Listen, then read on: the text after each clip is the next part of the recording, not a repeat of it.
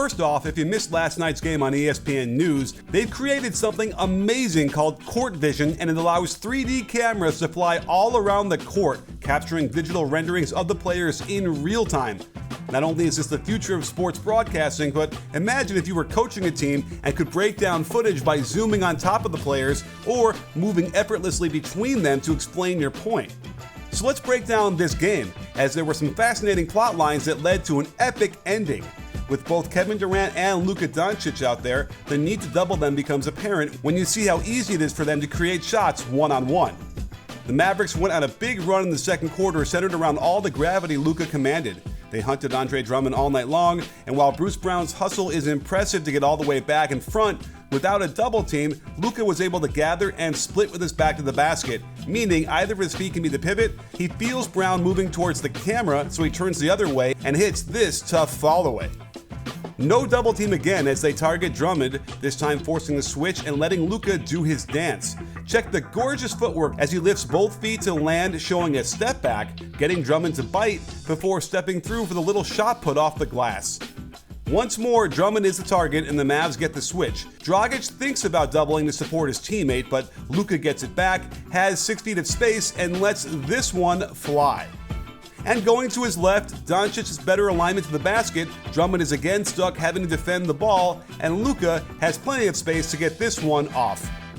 In the third, the Nets try to take control of this game, playing off their superstar in Kevin Durant. By having Bruce Brown feed the post, who's not much of a three-point shooter, it allows his man to double KD in the post one pass away.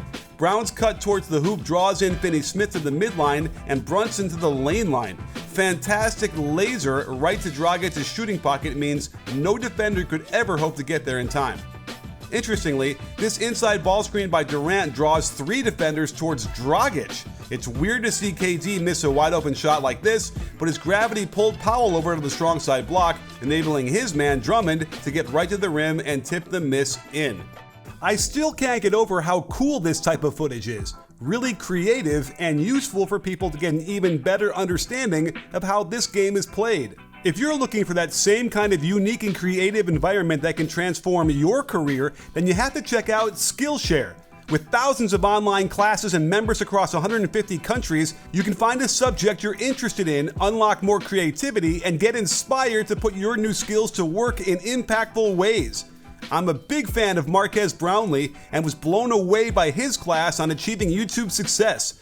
Despite doing well myself, I'm always looking for a way to take my channel to the next level. I love that viewers can add little notes to different parts of the video to help you retain key pieces of information. I can certainly use context to the stats I quote, and I've always tried to keep my tone as if I'm talking to a friend, like we're doing here, right friend?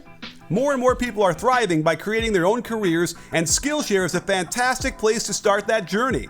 The first 1,000 people to click on my special link will get a 1-month free trial of Skillshare. So don't wait. Discover what you truly want to do and master it with Skillshare. The bottom line is, when the defense lets both KD and Luka attack one-on-one, there isn't much they could do to stop them. This is why there was a steady stream of double teams on these guys, but as we showed, they're both great at creating shots off this kind of defense as well. Let's get to the epic ending of this game and what decided the winner.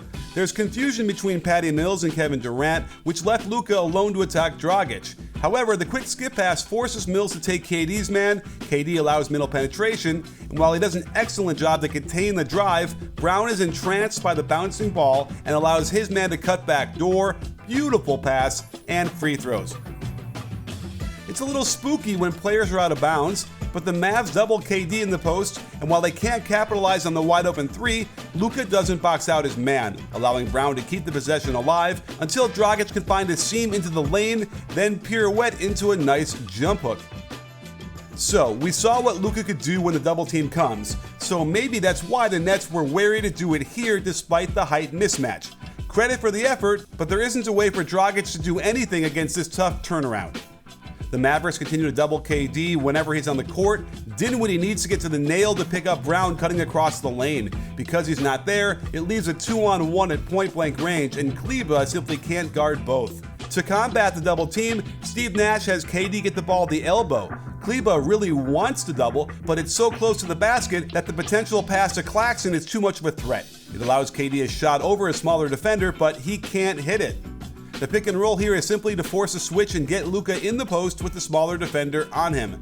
While KD does come over to offer support, he quickly gets out of there, leaving Luka to get his own one-on-one possession, and he can't hit either. Who's going to blink first? This Dragic KD pick and roll is really a thing now, and when it's contained, KD goes to work. Here comes Brunson to get it out of his hands, but it's such a far distance to cover that KD can attack before he gets there.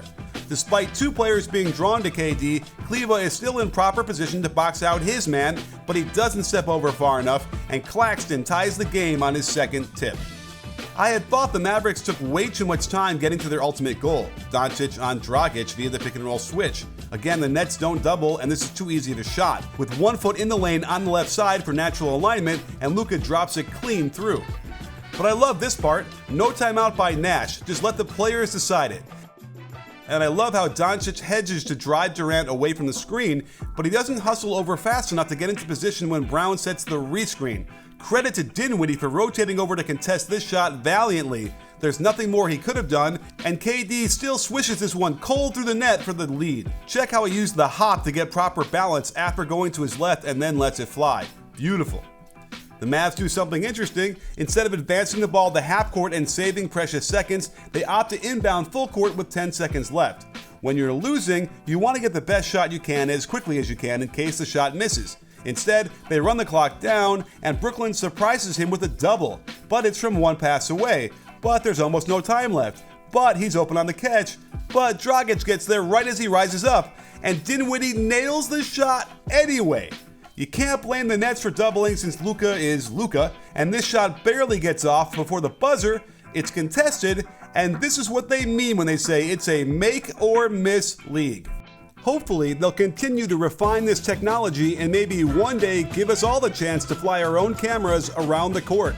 This is clearly the future of broadcasting. I think it's also the future of coaching and going through film with your team, and I cannot wait for it.